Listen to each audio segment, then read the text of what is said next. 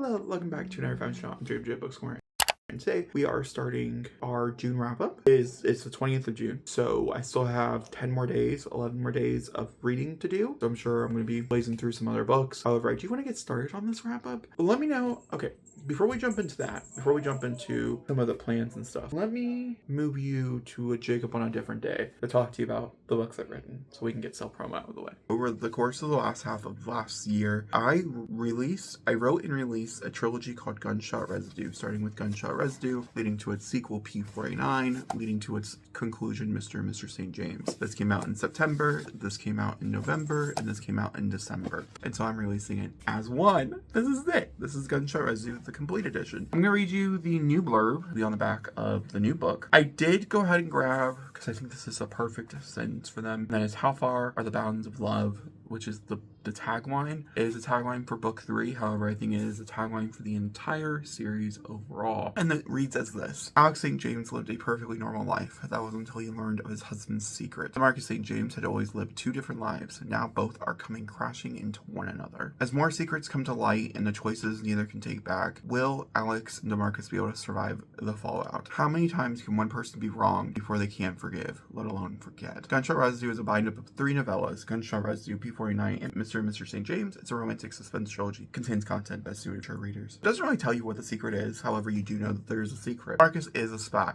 That is like the biggest thing. The whole point of the series, why I couldn't tell you about it, is I do have comm titles. They're just fucking movies. And I couldn't tell you anything about it. And that is the most egregious one. I think it's so obvious. I try to make it so obvious. I try to make the cover make it so obvious. And that is Mr. and Mrs. Smith. My favorite movie. One of my favorite movies of all time. I adore that film with so much love. That's definitely what this entire inspiration was. I was like, how can I do Mr. and Mrs. Smith and make it gay? And Gunshot Residue was born. Is it a Mr. and Mr. Smith? Like, are they very similar in a lot of ways? No. All right, now that's all promos out of the way. I always ask this question. I always think it's important for you to tell me, do you want that at the end of the video instead of the beginning? Like, after we do the final video, I do a self-promo. I kind of want to give it to you as fast as possible because these are books I've written. These are books, 29 yards, right? But also, like, I understand you're the consumer. So let me know in the comments down below. That being said, in June, I originally was going to do weekly check-ins where every weekend I was going to sit down, tell you about all the books I read and the reviews, and then compile that all together. I'm just trying to figure out different ways to do this. I am doing weekly check-ins over on TikTok. I just don't see a point in moving them over here to this. If I post anything on TikTok that's writing related or movie related, movie related stuff goes over to Week of Movie Brothers.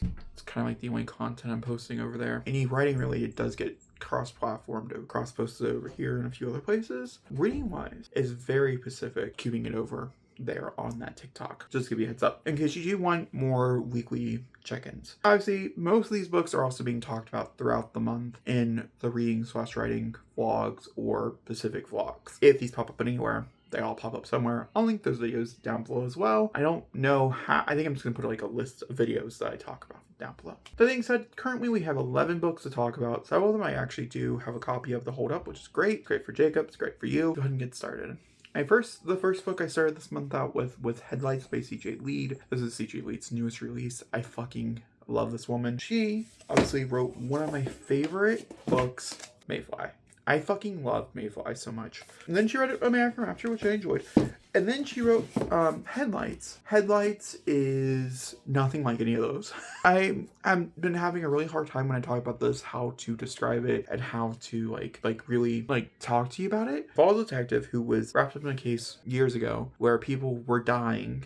Essentially, this person would torture somebody else. They would be covered in their skin and a few other things, and then they would walk and they'd be found. When they were found, they would have a piece of hair tied around their tongue, and these were happening bizarrely. Essentially, they were classified and they did get leaked to the public and stuff, whatever. We jump several years into the story begins several years in the future, and these murders are starting back up again, and this time we actually have a witness that survived, and so we're going through that experience. And it's a messy one. I'd say it's very much True Detective meets The Shining meets Alan Wake 2 meets some type of weird erotica somewhere in the middle of there as well. It is extreme, but it's also not extreme at the same time. I really don't know how to describe it to you. There's elements towards the end. Also, the third act is batshit crazy. There's parts of it that were a 5-star where I was like, this is mind-boggling. This is everything I've ever wanted in my life. And there's other parts of it that were 1-star where I was like, girl, I don't know what you're doing. I don't know what you're doing. I don't get it. I'm not there with you.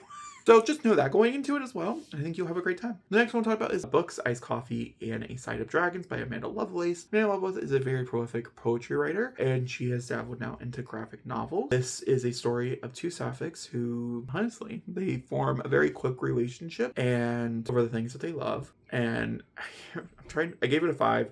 I just don't remember what the plot is. It's not really about the plot. It's a lot of vibes, and it's great vibes. And there's a bookstore that's being like built up and stuff, and there is also dragons involved. The dragons here are more like cats and dogs in the sense of like they get like little, I don't know, they're more like cats and dogs. Those first 2 books, by the way, can be found in a bi-weekly reading vlog. I'll link you over to it. You Reach Sam, and the next three books are all Dustin Thea books. I did a whole review of Dustin Thea's entire backlog, so we're gonna run through them relatively quickly. Hold on. So the first one is, like I said, You've Reached Sam. This follows Juliet as her boyfriend has died of 3 years in a tragic accident. She can talk to him on the phone, even though he's not there. And on a 3.75, I did enjoy it. I didn't love it. I thought Juliet was a very good character. Honestly, the more reflection I have on it, the more I like her. I also really like her growth in future and like a spinoff. So I think that does help quite a bit. I think it helps cloud my judgment of this novel. I will have to say, I will continue to say this as one of my favorite prologues I've ever read. And also Dustin Theo's way of transitioning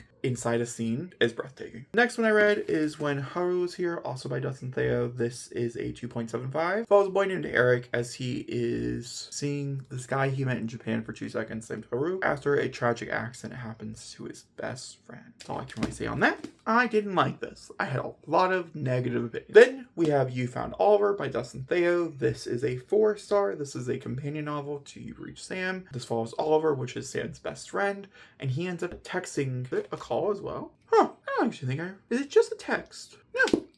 He hits call to the boy. I don't think I put those 2 together when I was reading that. Okay, either way, he hits call to the to the dead best friend, and Ben picks up, and it's their story. It does say in the synopsis, so I'll say it here, it is a sliding door romance. If you know what that means, you know what that means. If you don't, good for you. I'm not going to explain it. I think it's a huge spoiler, but either way. Some people. My Best Friend's Honeymoon by Mara Weisner was the next book I picked up, which I gave a 4.5. This follows the next quite a few books are all documented in this video where I read gay romances for a week. These were all types of gay romances, all types of queer romances that I read. This follows our main character, her 2 main characters, essentially. One of them, she's engaged, and her engagement's going on for a long time. So her then fiance sets up this entire wedding that's going to take place in a week. And a honeymoon. All things that he thinks she's gonna love, she fucking hates, and she's like freaking out. And so they can refund just about everything but the honeymoon, and so he sends her and her best friend so they can at least have a good time. Because he's a great guy. I'm gonna die on this hill. I gave it a 4.5. It's very, very spicy. Like 4.5 out of 5 chili pepper. It's not like a ridiculous long portion of the book that it takes up, but it does take up a portion of the novel. It is a spiciness. A lot of this is relationships and character development and other stuff. I did have some slight issues with it, which is why it was a 4.5. I don't remember exactly what those are. Because like on my thought process and the way I thought about this book, this was a 5 in my head. I guess when I edit that video, I'll figure out why I didn't actually land on a 5. Moving on. We have Crash Test by Amy James. This is a 2. This follows an F1 driver and F2 driver. The F2 driver, they're in a relationship. They've been in a relationship for a year. The book begins with the F2 driver and horrific crash. His recovery from that horrific crash. And then we have the F1 driver who's experiencing this, and trying to understand this and deal with this, especially because they're not an out couple. And their families don't know they exist. And yeah, this is homophobia in a book. There's a lot of other problems with it. That's where I'll stand. I do talk pretty heavily in that video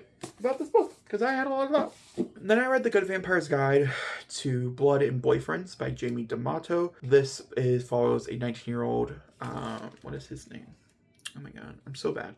Brennan. I remember the love interest name. It's Cole, but I couldn't remember his.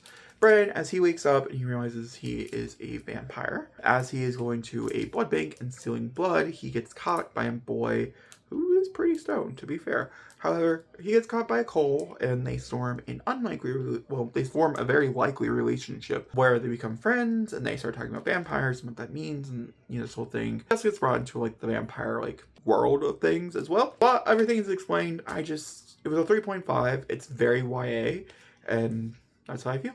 But I would recommend. I'm gonna quickly talk about them here. We're not gonna talk very much about them, but I read Warriors graphic novel, The Prophecy Begins, number 3. This is the final book in this series. Then I read the first book in the second series, which is The New Prophecy. Like I said, Warrior Cats in general starts with a cat who is living with two tails, which is or two legs, which is us humans. So it's domesticated. It decides it doesn't want to be domesticated anymore, and it runs off to the woods where it meets this entire world of cats. That's really what the answer is. I gave them both 3s. I will not continue on with this. This was a fun little experiment I had trying to figure out if I could enjoy these books, because I have so many people in my life who are obsessed with them currently. And I was like, I gotta figure out what they're about so I can talk to them. And that's like my thing. Like, if you're obsessed with something, I want to be obsessed with it too, so we can bond. And I'm not obsessed.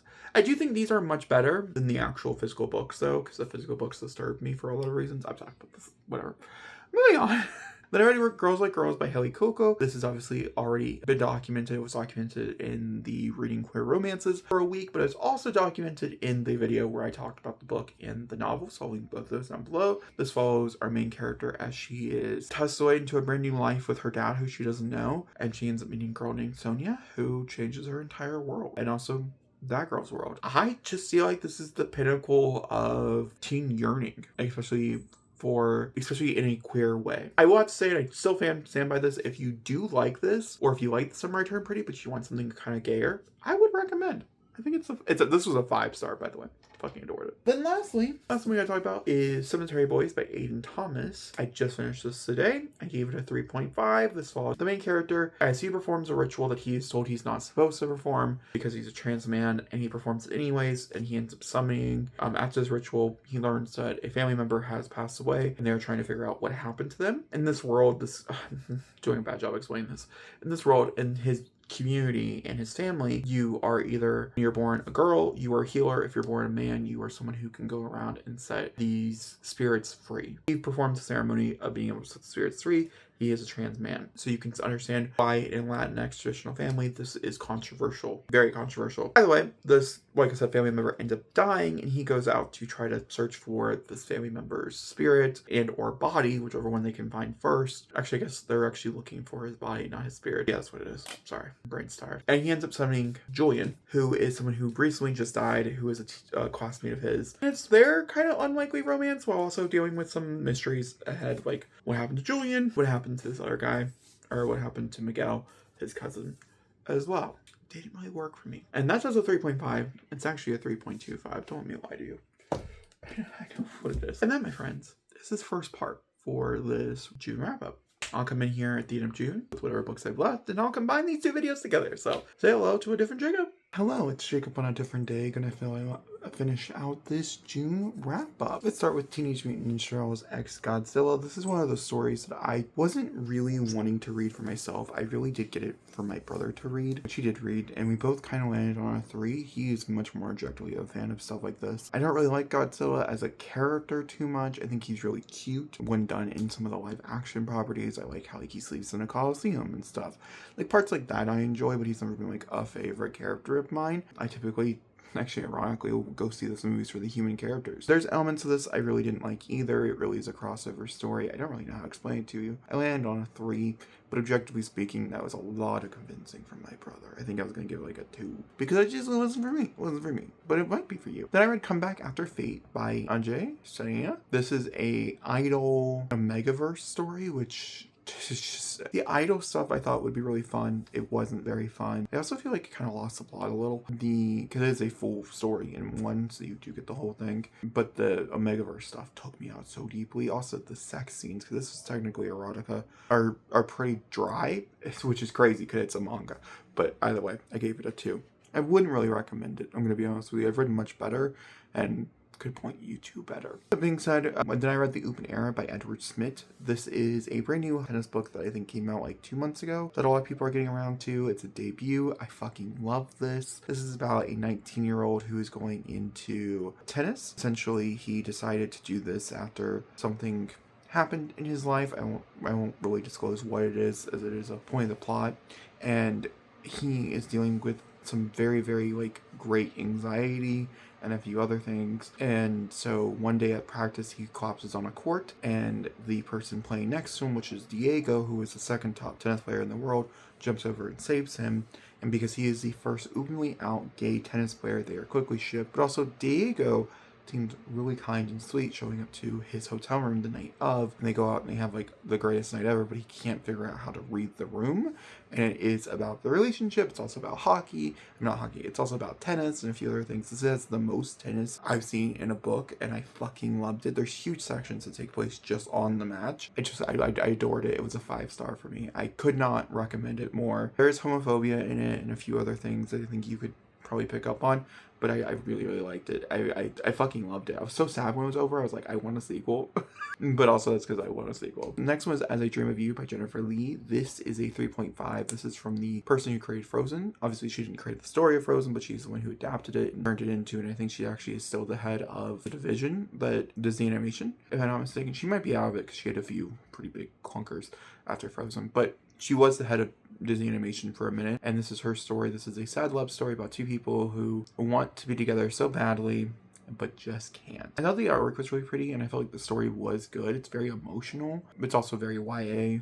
I think it's pretty in its wheelhouse. It's a 3.5. Then I read The Low Luds by Carmen Maria Machado, which I gave a 3.25, and I'm half tempted to rate it lower just because I don't remember it at all. Like, I have no recollection of this. I remember reading it, like looking at it and reading some parts of it and stuff. I know it's a horror novel, and I'm pretty sure it has to do with like folk tales and I think sisters, if I'm not mistaken, or girlfriends, sisters or girl. I don't remember. One or the other. I'm sure one of them is probably queer based on the author. I've liked other stuff by this author before. I've liked some of her short story collections. I've not liked others. I went, like I said, on a 3.25. I don't really remember, but I guess if you probably like the author, I would probably recommend. I picked it up because the author, for sure. Then I read Superhero Woman of Tomorrow by Tom King. I gave this a 4. I actually enjoyed the movie better. I know it's a controversial take in this. Like, it really is just like a controversial take. But I had read the graphic novel first, and I did read it back, like in 2021 or something. I think it was like around the time, maybe 2022. It was probably around the time when it was getting announced that this was one of the stories that they were probably going to be adapting for the movie. And so I was like, okay,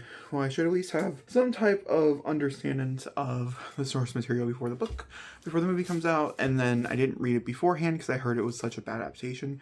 And it truly is a horrible, terrible, rotten adaptation, and the book is good enough that I wish that, like, I'm hoping that one day it'll get like an animated remake or something where it could actually do it justice. There's no way they could afford to do this anyways. This should never have been on the plate of being adaptations or anything like that. As far as Kara, as she actually, it really is Ruthie's story with Kara as a character in it. However, we'll talk about Kara. She's on different planets, on a red sun planet, and essentially Ruthie, her father is killed, and so she is asking people to come help hunt this man down who killed her father. And in the process, Kara gets involved because her dog Crypto ends up getting hurt, and so they end up going on this quest together, and it's about their journey, but it's not really about that, but it's also about that. It's confusing. It's Tom King. But I gave it a 4. I think most people will probably like this better than the movie. However, I think the messaging is just so important right now that, like, I didn't really care. I'm gonna be honest with you. That being said, then I read Disney's Descendants: A Lost Revenge by Kaylin Brennan. This is a Disney Descendants, like, they have this like series going on, and I do watch all the Descendants movies. I'm looking forward to the new one, to watching with my little sister when it comes out later on this month. Even though I did not like the last one, I thought the last one was quite horrible, actually. This is set in between Descendants 3 and Descendants 4. This is talking about Uma as she gets placed into power in Avalon. If you're familiar with what that means and what that looks like for Uma as her development of a character that a lot of people have a lot of questions about, this is answering some of those questions as we get into the next one. There's also, I guess, some characters in here that have only popped up in media, such as the books and or like the animated TV shows that are all in one place. And so if you are a huge Descendants fan, this is kind of like a crossover, so I feel like you would probably like it even more than I did. I gave it a 4. I did like the art style though, even though like, the art style is really, it's nothing like the cover, but I enjoyed the simplicity of it. The evolution is exactly what it sounds like. It's about the world as we de-evolutionized. I mean, that's really what it is. We're really backwards in time and how we handle things. We are more violent. They have less clothes on, for instance. There's a lot of nudity in this, and there's a lot of violence in this.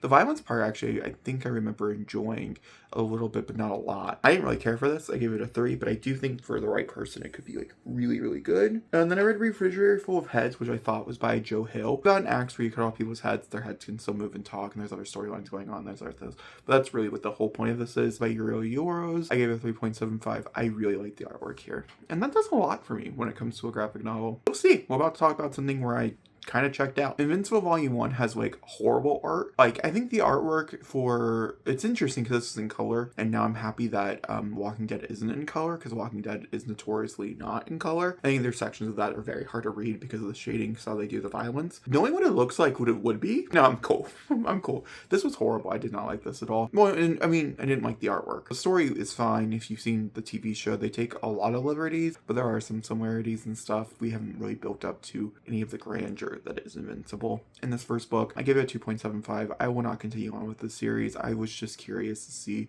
if I would like it a little bit better than the television show, and I don't. And then I read Captain Marvel Volume 1, The Omen. This is terrible. Absolutely atrocious. I have no other words for you except don't pick it up, don't read it, don't even go towards it. It's not worth your time. I couldn't even really tell you what the premise is. I remember liking a few of the cameos because the cool thing about like Marvel books or whatever is that they do tend to have quite a bit of different cameos, and so I do remember liking some of those. But outside of that, I could not. And yeah, truly, I honestly mean this, I would recommend it. Also, it's some of the worst art style I've seen in such a long time. I read the next book in the Dungeon Carl series. This is book 3. This is the Dungeon Icarus cookbook. This follows Dungeon and Donut as they travel downwards to a different floor with trains. I can't really tell you anything about this because it's obviously book 3 in a series. The first book follows Carl as he is forced to go outside because his cat, who's not really his cat, it's his ex-girlfriend's cat, it's hard to explain whatever. And essentially what happens is that their entire world dies. All the buildings collapse and stuff. They almost died. If Donut wouldn't have jumped out the window, he would have died. And they get told to go to this dungeon. They go into this dungeon. They don't really understand what's going on. And it's kind of like a video game. They're trying to survive. Oh my god, like my cat. They're trying to survive. That's really what the point of this is. I fucking love it. I particularly love Donut as a cat. I fucking adore her. By the way, I gave it a 4.25. Eventually, I think in August, is the goal, is to get them to review them all and get them all out for you. Please do not fight on the windowsill, girls. You can't tell me this is not dangerous. Close out the month, I finished it out with Super Gay, which I felt like was very true to the month. This is by Frankie Grande. I gave it a 5-star. This is obviously a memoir. This talks a lot of different things in his life. Talks about his drug addiction, how he got into the business, and Ariana Grande, his life with his parents and his family and his Nona. And I just felt like it was so beautiful and so well written and so well told that I was super duper impressed. Also, he says a lot of words in here that I just fucking adored. It was so gay. And I had the best time in the world. Highly, highly recommend the audiobook. I think he does such a beautiful job. If you are a fan of Ariana Grande, there are a few cameos.